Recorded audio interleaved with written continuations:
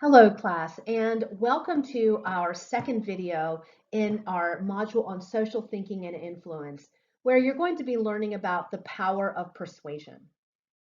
In this video, you're going to learn about the many different social factors that influence the persuasion process. You're also going to be learning about the evidence for one-sided versus two-sided messages and the value of arousing fear or positive feelings in persuasion. You'll also learn about some of the receiver factors that play a role in persuasion and how the two cognitive roots of persuasion operate. So let's get started.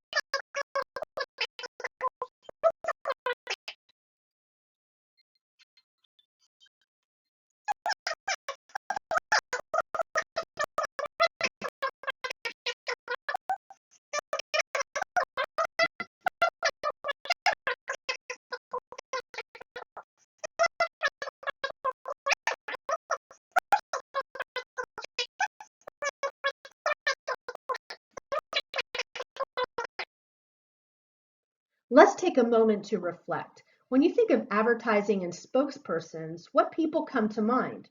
What source factors seem to make these individuals particularly strong as spokespersons?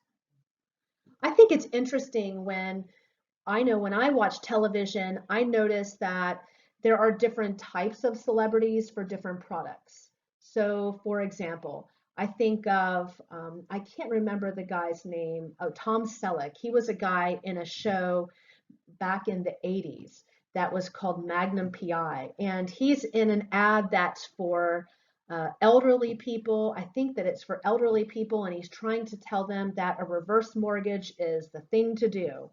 And as I watch this ad, I often wonder, why would people trust Tom Selleck to tell them that they should take out a reverse mortgage on their home? I don't think a reverse mortgage is the best thing to do. That's just my opinion.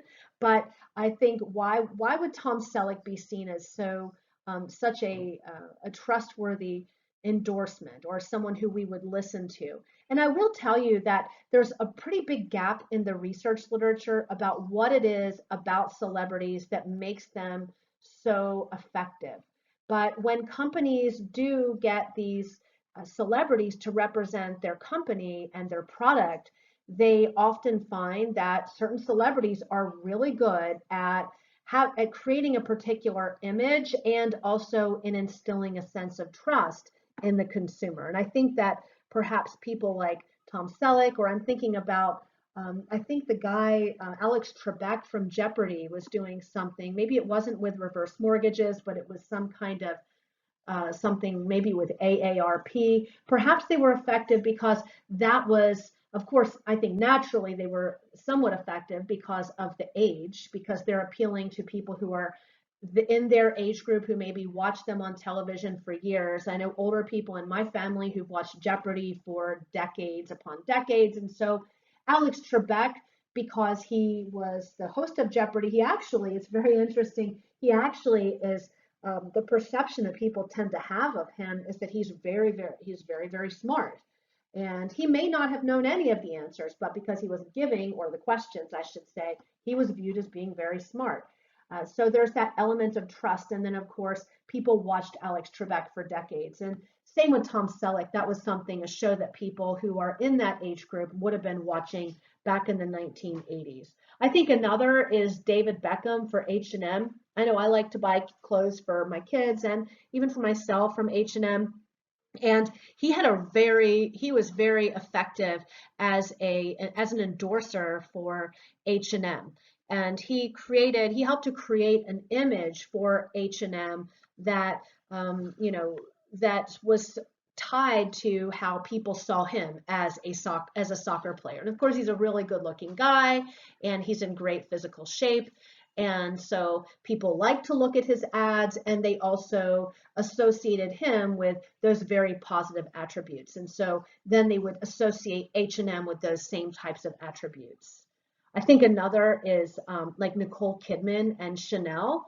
And back in the early 2000s, when many of you were very small, there was almost a 3-minute short film that was called Number 5, and it highlighted Chanel Number 5, and it actually cost, I don't know, was something over $40 million to make, and it was a very long advertisement, and it was apparently very effective, and Nicole Kidman was paid quite a bit of money. I know over $10 million for her participation in this 3-minute short film. But it was very effective. And I wonder, why do you think? So reflect on that. Why do you think that people would be drawn to Nicole Kidman as a representative for Chanel Number 5? What is it about Nicole Kidman also that Chanel thought they wanted their product to be tied to?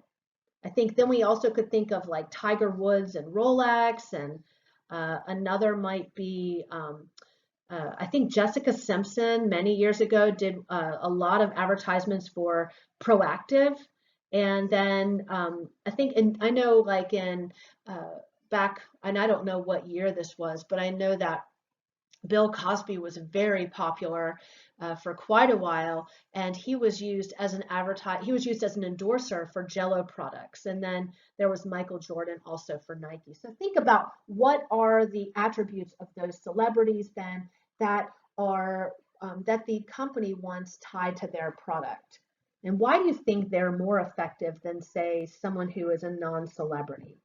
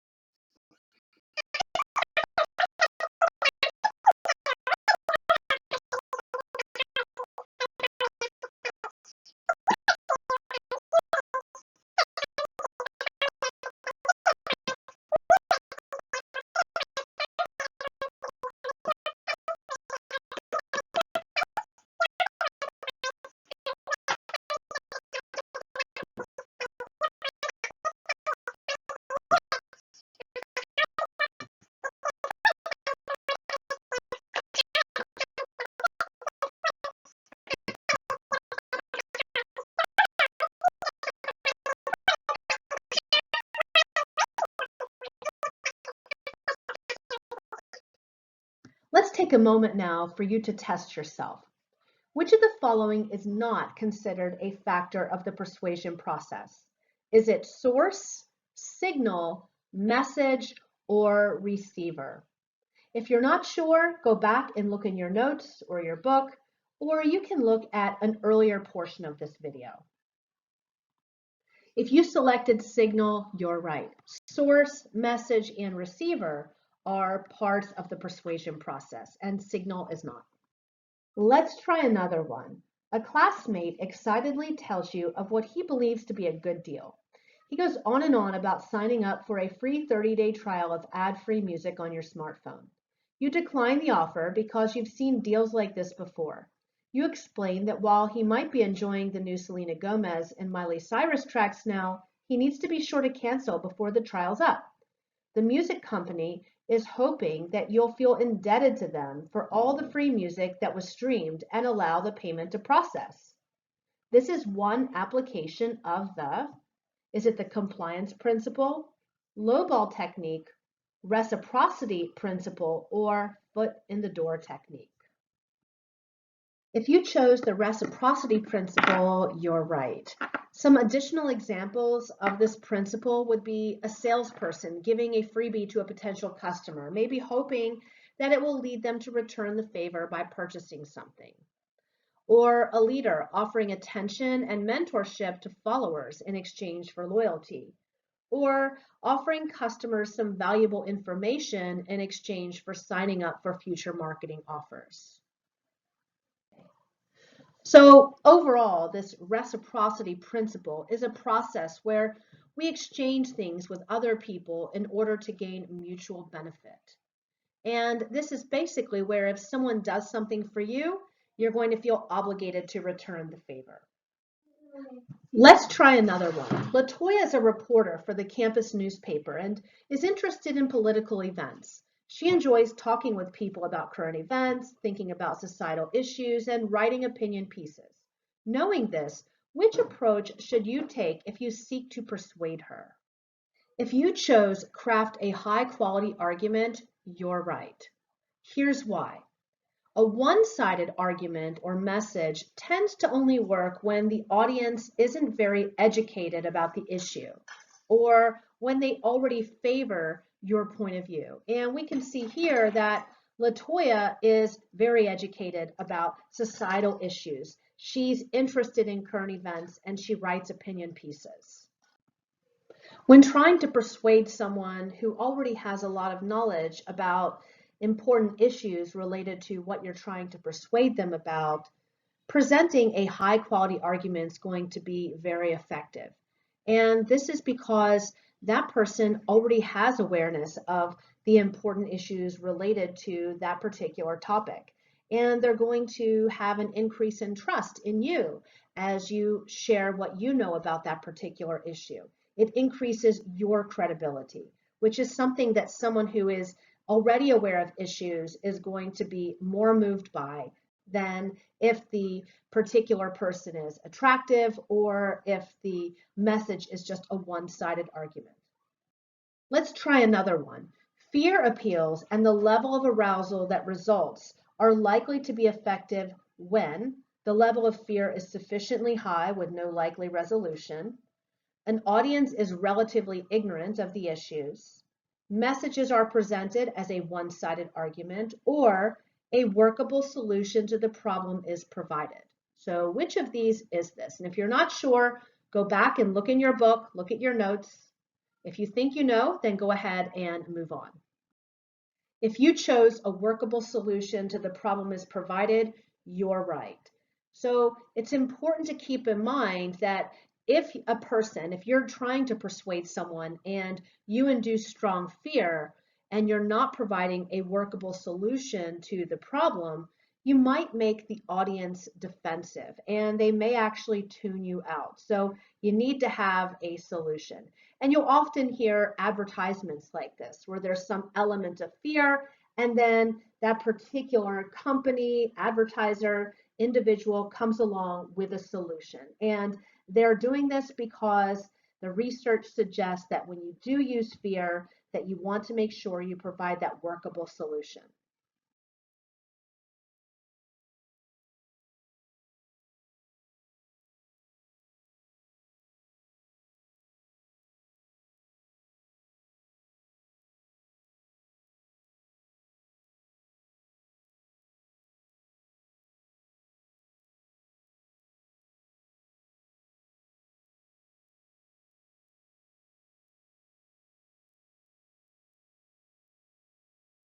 What will you be learning next? You're going to learn about conformity and Ash's famous study on this concept. This is something that many of you may already be familiar with. But I think that something that's interesting that's added to this component of conformity are some of the research-based suggestions that you can use or anyone can use to reduce the likelihood of being vulnerable to the power of conformity. You're going to learn about the factors that contribute to conformity that are called normative and informational influences in our next module. You'll also learn about Milgram's research on obedience, and you'll learn how to resist demands from authority. So, as you reflect on this video, as you respond to the student learning guide, if you have any questions, as always, please don't hesitate to let me know. And as always, I look forward to seeing each of you online.